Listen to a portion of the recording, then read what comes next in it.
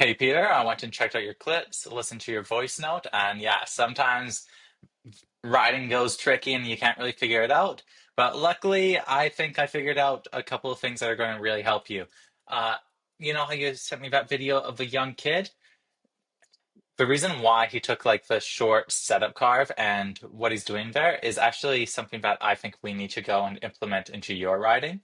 So here we have your setup carve, and there's a lot to like about it. Your like transition for timing's good and it's honestly not doing you too dirty. But there's one big thing that I think's really making it so you're not getting your power, you're not getting your juice, and you're not feeling completely comfortable. And that is how much distance you're traveling from here to here. So, what do I mean by this? The reason why I recommend coming into the jump on the right side is because it lets you take a very long, slow turn angle through the jump. But right now, what you're doing is you're coming in from the side, but then increasing the shape and the angle you're on last second, and this is making it so you have a lot of sideways momentum. Where if you came in a lot more mellow like this, then it would transition a lot smoother, a lot less aggressive. What happens when you go in transition and travel this much distance in this shorter period of time is your upper body becomes very far away from your lower body. So now your upper body's here, your lower body's here, and this is going to make it so you can't drive straight power through, and it's going to be hard to not take off too toe heavy. You've been doing a really good job at taking off nice and straight over your snowboard, but because of this, you're very susceptible to any amount of leaning and over toe pressure. Since you're taking off with such a straight posture, even if you're a little bit leaned over the toes, you're going to be really set on this axis rotation here. And that's why you're having trouble going and rotating on the right axis. And that's why you're landing like heel heavy on the 360s and just not feeling super in control. We'll go and break this down a little bit more. Oh, here's the young chap. So, why is he doing no setup carve? It's because he's going and doing a good enough job opening his hips, opening his chest, and opening everything towards that corner. And he is doing a setup carve. It's just a very slight one. So watch how long he's on that heel edge. He's going onto that heel edge, getting that slight angle, then he's holding that consistent angle the whole way, transitioning to his toe edge around the spoon. And notice how as he's transitioning to his toe edge, he's not doing any big motion. He's just going from his heel edge position and slightly standing up, and that's putting his weight onto his toes. And that's going to give him plenty of room to go and get this pop. So we want to go and try implement these same principles into your backside spins. Oops. So let's go and see this one. Mm-mm. So this one is a prime example of what's going wrong. After this, I'll go over how we can fix it. There's not too many things we need to focus on. It's pretty simple, and it's just I don't want to flood you with too much information here.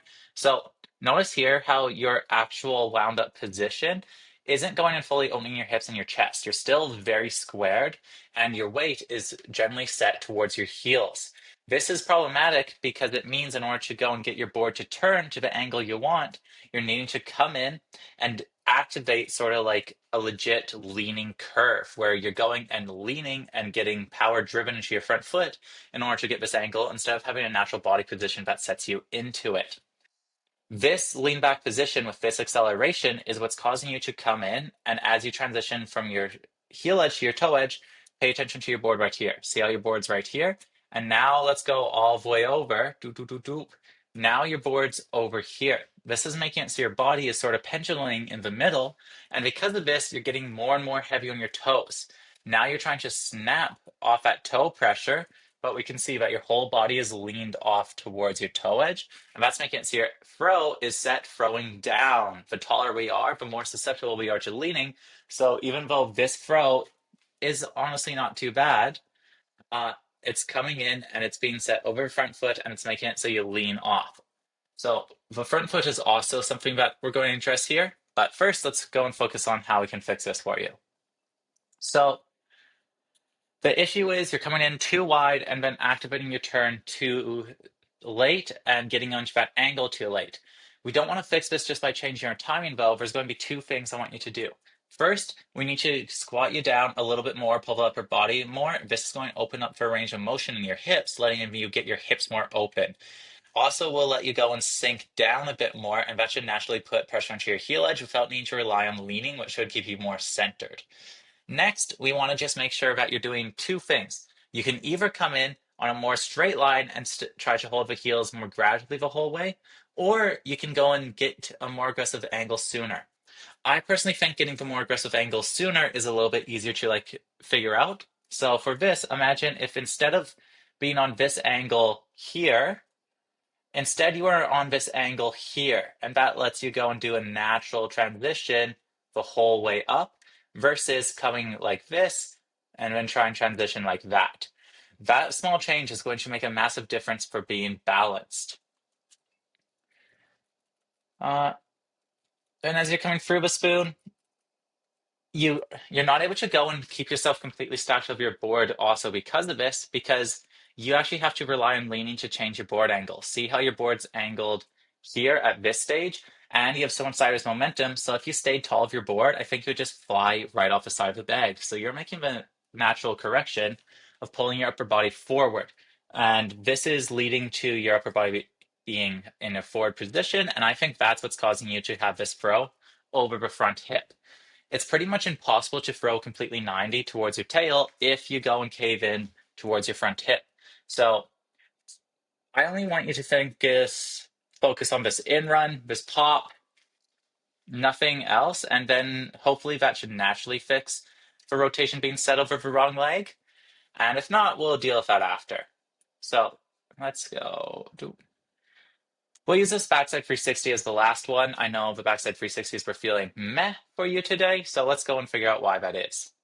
I think it's because you're coming in with a strong heel turn, a lot of size momentum, putting your upper body over here. Then when you're going straight legged, here you need to preemptively jump. But even though you're preemptively jumping, let's go and really zoom in to where your weight is positioned.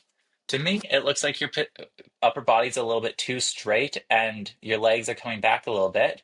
What this is doing is it's making it so your hips are slightly set over your heels.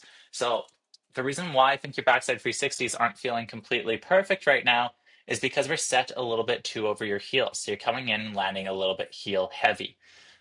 This one's one of the better ones for sure, but we can still see that you're landing a little bit under rotated with your hips sort of positioned here. See how your upper body isn't over your toes here? It's sort of over top of your heels.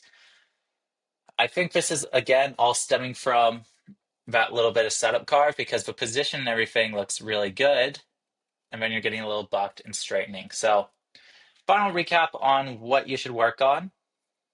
Work on getting a little bit more exaggerated of a squat position. The goal of this is to get your hips more open, your chest more open, and get your board angled to the left preemptively. Next, we want to go and get on that angle a lot sooner so we can hold it for a lot longer and don't need to go and accelerate. You can do this with a smaller approach or a wider approach. Just the wider you do the approach, the sooner you'll have to be in the position.